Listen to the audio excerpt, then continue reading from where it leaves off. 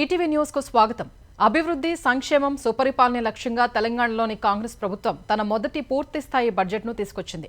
6 గ్యారంటీల అమలు, ప్రజా సంక్షేమం, విద్య, ఉపాధి కల్పనే లక్ష్యంగా 3,04,965 కోట్ల పద్దును ప్రవేశపెట్టింది. తెలంగాణ రైజింగ్ 2050 అనే ప్రణాళికతో ముందుకు సాగుతున్నట్టు ఆర్థిక మంత్రి భట్టి విక్రమార్క ఉద్ఘాటించారు.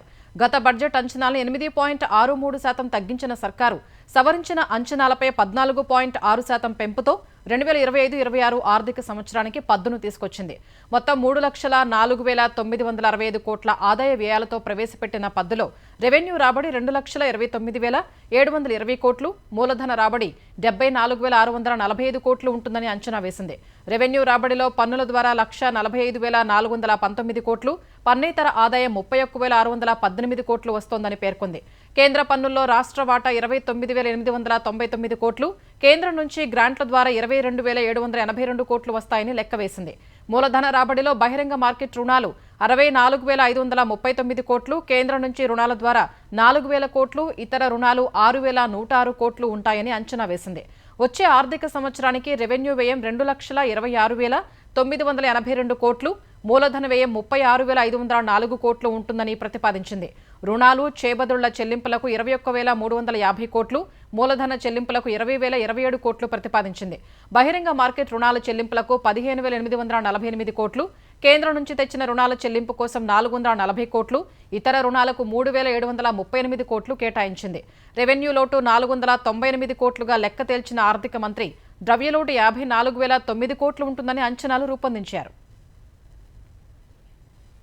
ఎన్నికల్లో హామీ ఇచ్చిన సూపర్ 6 పథకాల అమలుకు తెలంగాణ సర్కారు బడ్జెట్లో పెద్దపీట వేసింది. ఇప్పటికే కొన్ని హామీల్ని అమలు చేస్తున్న ప్రభుత్వం మొత్తంగా 6 గ్యారంటీలకు 56,084 కోట్లు కేటాయించింది.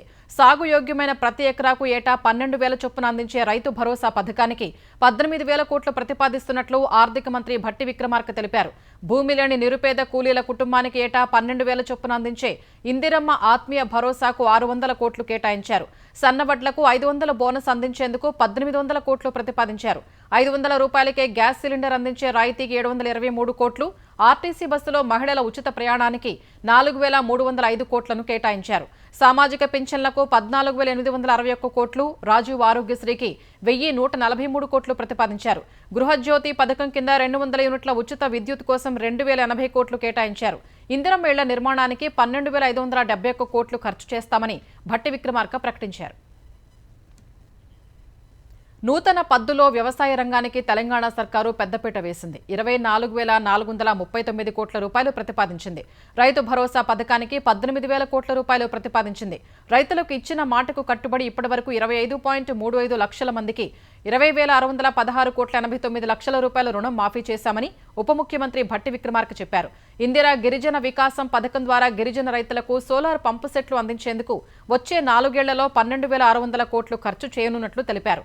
పౌర సరఫరాల శాఖకు 5,734 కోట్లు, పశుసంవర్ధక శాఖకు 1,674 కోట్లు ప్రతిపాదించారు. చేపల ఎగుమతి ప్రోత్సాహం కోసం రంగారెడ్డి జిల్లా కోహెడలో ఎక్స్పోర్ట్ ఓరియంటెడ్ హోల్సేల్ చేపల మార్కెట్ను 47 కోట్లతో నిర్మిస్తామని తెలిపారు. తక్కువ ఖర్చుతో ఎక్కువ ఆయకట్టును సేద్యంలోకి తీసుకొచ్చేందుకు పెండింగ్ సాగునీటి ప్రాజెక్టుల్ని పూర్తి చేస్తున్నామని ఉప ముఖ్యమంత్రి తెలిపారు.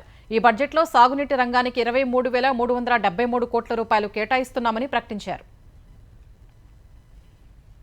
తెలంగాణ ప్రభుత్వం ప్రవేశపెట్టిన బడ్జెట్ పేదల కష్టాలు తీర్చేది కాదని, ఢిల్లీకి మూటలు పంపడానికి పెట్టిన బడ్జెట్ అని బీఆర్ఎస్ నేతలు ఆరోపించారు. బడ్జెట్ను పూర్తిగా వ్యతిరేకిస్తున్నామని చెప్పారు. ఎన్నికల ముందు ఇచ్చిన 420 హామీలను ఎక్కడా ప్రస్తావించలేదని దుయ్యబట్టారు. బడ్జెట్లో కూడా రాజకీయ ప్రసంగం చేశారని మాజీ మంత్రి హరీష్ రావు ఆరోపించారు. బడ్జెట్లో పేజీలు పెరిగాయి కానీ పేదలకు కేటాయింపులు లేవని విమర్శించారు. బడ్జెట్ సారాంశం అరచేతిలో వైకుంఠం, ఆద్యంతం అబద్దమని ఎద్దేవా చేశారు. ఎండిన పంటలకు నష్టపరిహారం ఇచ్చేందుకు ఈ బడ్జెట్లోనే నిధులను కేటాయించాలని బీఆర్ఎస్ కార్యనిర్వాహక అధ్యక్షుడు కేటీఆర్ డిమాండ్ చేశారు.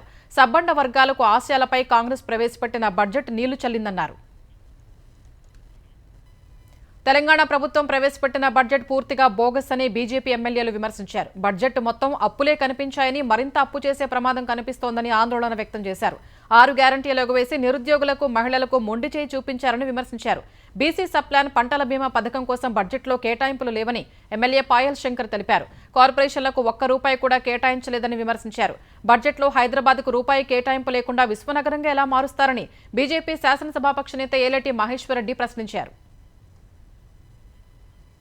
పాఠశాల విద్యను కాషాయీకరిస్తున్నారంటూ వైసీపీ ఎమ్మెల్సీ పండుల రవీంద్రబాబు చేసిన వ్యాఖ్యలు ఏపీ శాసనమండలిలో దుమారం రేపాయి. వైసీపీ ఎమ్మెల్సీ ఆరోపణలపై మంత్రి నారా లోకేష్, తెలుగుదేశం ఎమ్మెల్సీలు మండిపడ్డారు. విద్యలోకి రాజకీయాలు, మతాన్ని తీసుకొచ్చి వివాదాస్పదం చేయవద్దని హితవు పలికారు.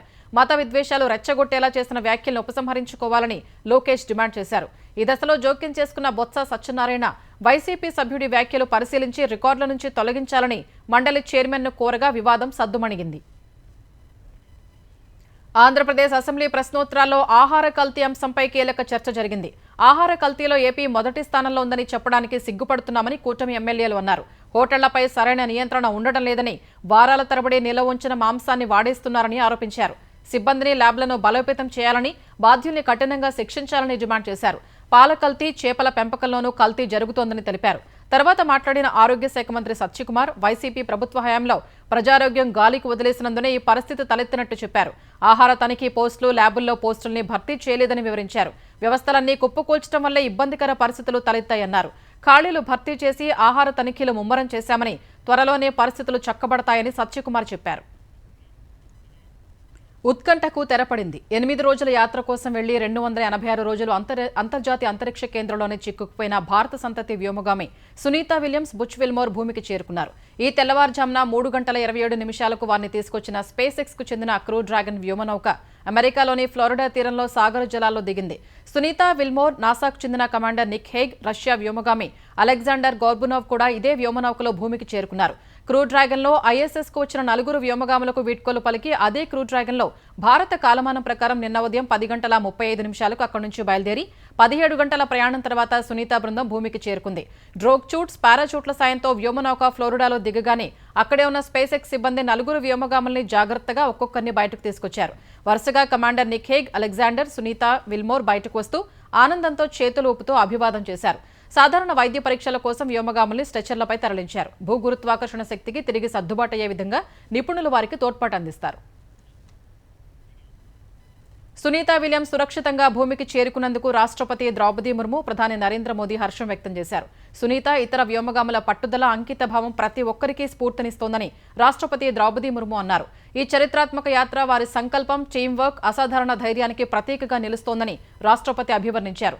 వెల్కమ్ బ్యాక్ సునీత అంటూ మోదీ సామాజిక మాధ్యమం ఎక్స్ లో పోస్ట్ పెట్టారు. సునీత, ఇతర వ్యోమగాములు పట్టుదల అంటే ఏంటో మరోసారి ప్రదర్శించారని కొనియాడారు. సునీతా విలియమ్స్ పూర్వీకుల స్వస్థలమైన గుజరాత్లోని జాలాసన్లో ఆమె బంధువులు సంబరాలు చేసుకున్నారు. త్వరలోనే ఆమె భారత్కు వస్తారని ఆమె బంధువు ఫాల్గుని చెప్పారు. సునీత అంతరిక్షం నుంచి కూడా తమతో మాట్లాడేవారని ఫాల్గుని తెలిపారు. మహాకుంభమేళాకు తాను వెళ్లినప్పుడు రోదసీ నుంచే ప్రయాగ్రాజ్ విశేషాల్ని సునీత తెలుసుకున్నట్లు చెప్పారు. భారత సంతతికి చెందిన నాసా వ్యోమగామి సునీతా విలియమ్స్ కు ఇస్రో చైర్మన్ నారాయణన్ అభినందనలు తెలిపారు. అంతరిక్ష కేంద్రం నుంచి 9 నెలల తర్వాత సురక్షితంగా భూమికి తిరిగి రావడం అపూర్వ విజయమని పేర్కొన్నారు. అంతరిక్ష పరిశోధనల విషయంలో నాసా, స్పేస్ ఎక్స్, అమెరికా నిబద్ధతకు ఈ మిషన్ నిదర్శనమని నెక్స్ లో ఇస్రో చైర్మన్ కొనియాడారు. ప్రపంచవ్యాప్తంగా ఉన్న అంతరిక్ష పరిశోధనలకు సునీతా విలియమ్స్ సమర్థత, అంకిత భావం నిరంతరం స్ఫూర్తినిస్తోందన్నారు. అంతరిక్ష పరిశోధనలకు సంబంధించి సునీతా విలియమ్స్ అనుభవాలను ఉపయోగించుకోవాలని భావిస్తున్నట్లు ఆయన తెలిపారు. అంతర్జాతీయ అంతరిక్ష కేంద్రం నుంచి 9 నెలల తర్వాత భూమికి తిరిగి వచ్చిన 4 వ్యోమగాములకు అమెరికా అధ్యక్షుడు ట్రంప్ స్వాగతం పలికారు. ట్రూత్ సామాజిక మాధ్యమంలో వ్యోమగాముల ఫోటోల్ని పోస్ట్ చేశారు. వ్యోమగాముల రాకపై శ్వేతసౌధం కూడా స్పందించింది. ప్రామిస్ మేడ్, ప్రామిస్ కెప్ట్ అని ఎక్స్ లో పోస్ట్ పెట్టింది. 9 నెలలుగా అంతరిక్షంలో చిక్కుకుపోయిన వ్యోమగాముల్ని సురక్షితంగా భూమికి తీసుకొస్తామని ట్రంప్ ప్రతిజ్ఞ చేశారని, ఇచ్చిన మాటను నిలబెట్టుకున్నారని పేర్కొంది. ఎలాన్ మస్క్ సహా స్పేస్ ఎక్స్, నాసా బృందాలకు శ్వేతసౌధం అభినందనలు తెలిపింది. 4 నాసా వ్యోమగాములు సురక్షితంగా భూమికి చేరడంపై స్పందించిన స్పేస్ ఎక్స్ అధినేత ఎలాన్ మస్క్ అమెరికా అధ్యక్షుడికి కృతజ్ఞతలు తెలిపారు. ఐఎస్ఎస్ లో చిక్కుకున్న వ్యోమగాముల్ని భూమిపైకి తీసుకొచ్చేందుకు బైడెన్ ప్రభుత్వం ఎలాంటి ప్రయత్నం చేయలేదని మస్క్ ఆరోపించారు. స్పేస్ ఎక్స్, నాసా బృందాలకు మస్క్ అభినందనలు తెలిపారు. ఆరోగ్యం, విద్య, వ్యవసాయం, ఉపాధి కల్పన వంటి రంగాల్లో కృత్రిమ మేధ, ప్రొడక్టివ్ అనలిటిక్స్ వినియోగంపై ఇన్ఫోసిస్ వ్యవస్థాపకుడు బిల్ గేట్స్ తో ముఖ్యమంత్రి చంద్రబాబు చర్చలు జరిపారు. ఢిల్లీ పర్యటనలో ఉన్న చంద్రబాబు బిల్ గేట్స్ తో 40 నిమిషాల వివిధ అంశాలపై చర్చించారు. బిల్ గేట్స్ తో అద్భుతమైన సమావేశం జరిగిందని భేటీ తర్వాత ఎక్స్ లో చంద్రబాబు పోస్ట్ చేశారు. ఆంధ్రప్రదేశ్ ప్రజల అభివృద్ధి, సంక్షేమం కోసం గేట్స్ ఫౌండేషన్ సహకారంపై చర్చలు జరిపామన్నారు. స్వర్ణాంధ్ర 2047 దార్శనికతను సాకారం చేసుకోవడానికి ఏపీ సర్కారు కట్టుబడి ఉందన్నారు. ఈ లక్ష్య సాధనలో గేట్స్ ఫౌండేషన్ సహకారం కీలక పాత్ర పోషిస్తుందని, ప్రజల్ని సాధికారత దిశగా నడిపిస్తుందని సీఎం ఆశాభావం వ్యక్తం చేశారు. ఆంధ్రప్రదేశ్ పురోగతికి సమయం, మద్దతు ఇచ్చినందుకు బిల్ గేట్స్ కు హృదయపూర్వకంగా కృతజ్ఞతలు తెలుపుతున్నట్లు చంద్రబాబు పోస్ట్ చేశారు. శాసన మండలిలో వైసీపీ మరో షాక్ తగిలింది. ఎమ్మెల్సీ మర్రి రాజశేఖర్ వైసీపీకి రాజీనామా చేశారు. ఇప్పటికే వైసీపీకి పోతుల సునీత, బల్లి కళ్యాణ్ చక్రవర్తి, కర్రి పద్మశ్రీ, జయమంగళ వెంకటరమణ రాజీనామా చేయగా ఇప్పుడు మర్రి రాజశేఖర్ రాజీనామా చేశారు. మర్రి రాజశేఖర్ నిర్ణయంతో వైసీపీ అసంతృప్త ఎమ్మెల్సీల సంఖ్య 5కు పెరిగింది. తెలంగాణలో తాను ముఖ్యమంత్రిగా ఉన్నప్పుడే ఎస్సీలకు న్యాయం చేయాలని భావించి ఎస్సీ వర్గీకరణ బిల్లు తెచ్చినట్లు సీఎం రేవంత్ రెడ్డి స్పష్టం చేశారు. అసెంబ్లీ హాల్ 2లో ముఖ్యమంత్రితో మాదిగ సామాజిక వర్గ ప్రతినిధులు, ఎమ్మెల్యేలు సమావేశమయ్యారు. ఎస్సీ వర్గీకరణ బిల్లు ఆమోదింపజేసినందుకు రేవంత్ రెడ్డికి ధన్యవాదాలు తెలిపారు. ఎస్సీలకు జరిగిన అన్యాయాన్ని సరిదిద్దే ప్రయత్నం చేస్తున్నామని ఈ సందర్భంగా ఆయన చెప్పారు.